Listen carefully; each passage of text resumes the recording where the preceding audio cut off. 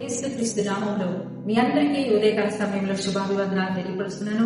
Morning devotion అనే వీడియోలోకి మిమ్మల్ని అందరినీ ఆహ్వానిస్తున్నాను. ఈ వీడియోలు తప్పకుండా మీరు చూడండి, ఇతరులకు షేర్ చేయండి. నేను పేతురు పత్రికలో నుంచి కొన్ని ఉదయకాలకు ధ్యానాలు చేయాలని ఎంతో ఆశపడతా మీ ముందుకు వచ్చి ఉన్నాను. కాబట్టి పేతురు పత్రికలో నుంచి కొన్ని ధ్యానాలు చేద్దాం తప్పకుండా. కాబట్టి 5 అధ్యాయాలు ఉంటుంది పేతురు పత్రిక. మొదటి అధ్యాయం ఏం చెప్తుంది? పేతురు గారు మొదటి అధ్యాయంలో నుంచి ఏం మనకి తెలియపరుస్తున్నారు, మనకేం నేర్పిస్తున్నారో మనం ఒకసారి ధ్యానం చేద్దాం. మొదటి అధ్యాయంలో మొదటి 2 వచనాలు పరిచయాలండి. ఈ పరిచయాల్లో ఆత్మ వలన పరిశుద్ధత పొందిన వారి విధేయులగుటకును యేసుక్రీస్తు రక్తం వలన ప్రోక్షించబడుటకు ఏర్పరచబడిన వారికి అలా ఉత్తరం రాయడం జరిగిందనమాట. కాబట్టి వారు చెదిరిపోయినటువంటి రోజుల్లో చెదిరిపోయినటువంటి సంఘానికి, విశ్వాసులకి ధైర్యం తెలియపరుస్తూ, వారి హింసల బాధలో ఉన్నప్పుడు వారిని ఉజ్జీవింప చేస్తూ తెలియపరుస్తున్నటువంటి మాటలు అనమాట.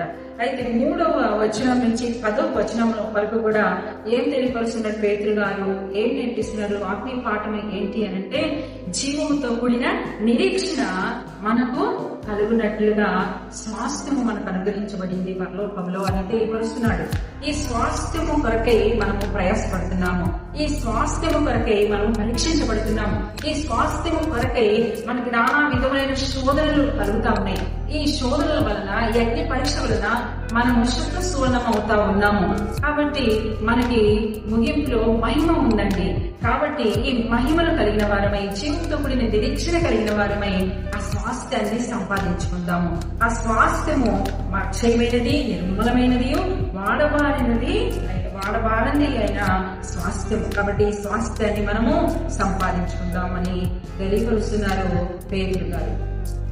ఇంకా 10వ వచనం నుంచి మిగిలిన 23 వచనాల వరకు కూడా మనకి పేతురు గారు ఏం చెప్పడానికి ప్రయత్నిస్తున్నారంటే, కాల్ ఆఫ్ హోలీనెస్ అంటే పరిశుద్ధతను గురించినటువంటి పిలుపు అనమాట. దైవికమైన పరిశుద్ధత కలిగి ఉండాలి.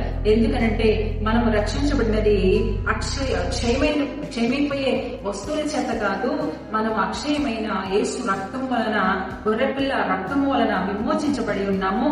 కాబట్టి వ్యర్థ ప్రవర్తన విడిచిపెడదాము, పరిశుద్ధత కలిగి జీవిద్దాము అని చెప్పని పేతురు గారు చెప్పడానికి ప్రయత్నించారు. కావున మనం వ్యర్థ ప్రవర్తనను తొలగించుకుంటూ, మనము పితృాచారము, ఇంతకు ముందు పితృల ప్రకారం మనం నడుచుకున్న పద్ధతులను, ఆచారాలను విడిచిపెట్టి పరిశుద్ధమైన జీవితాన్ని జీవించడానికి పిలువబడ్డామనే సంగతిని మర్చిపోకుండా పరిశుద్ధమైన జీవితం జీవించడానికి కొనసాగుతాము.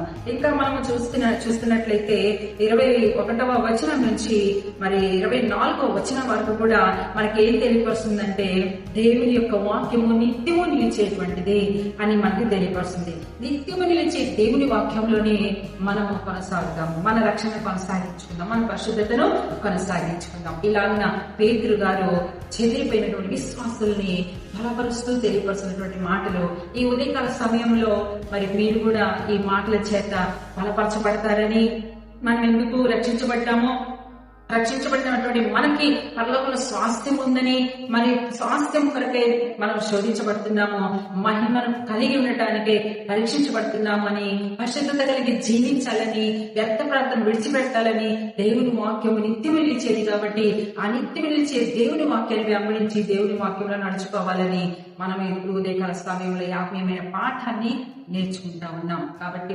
మీరందరూ కూడా ఈ అధ్యాయాలను మీరు చక్కగా ధ్యానం చేయండి, వచనాలు చక్కగా చదవండి, వాక్యాన్ని మీకు అర్థమవుతుంది బాగా. ఇంకా మనము 2వ అధ్యాయంలో విషయాలు కూడా మనం నేర్చుకుందాము. ఈ మొదటి అధ్యాయం విషయాలు మనం ఒక్కసారి మీరు రివ్యూ చేసుకోగలిగినట్లయితే తప్పకుండా ఆశ్రదించబడతారు. దేవుడు ఈ మాటలతో దీవించి ఆశ్రదించుగాక. ప్రార్థన. ప్రభువా, నీకు వందనాలు చెల్లిస్తున్నాం. ఈ మాట నీరు పెట్టి ఫలింప చేయండి. ఈ దినమెల్లా తోడుగా ఉండండి, మంచి ఆరోగ్యంతో నింపండి ప్రభా. సమస్యలు పరిష్కరించండి నాయన. మనసుకు నెమ్మది, హృదయానికి నెమ్మది కలిగజేసి ఆశ్రదించమని ప్రార్థిస్తూ మీ దీవెన ఆశీర్వాదంతో నింపమని యేసు నామములో ప్రార్థించి వేడుకుంటున్నాం తండ్రి. ఆమేన్.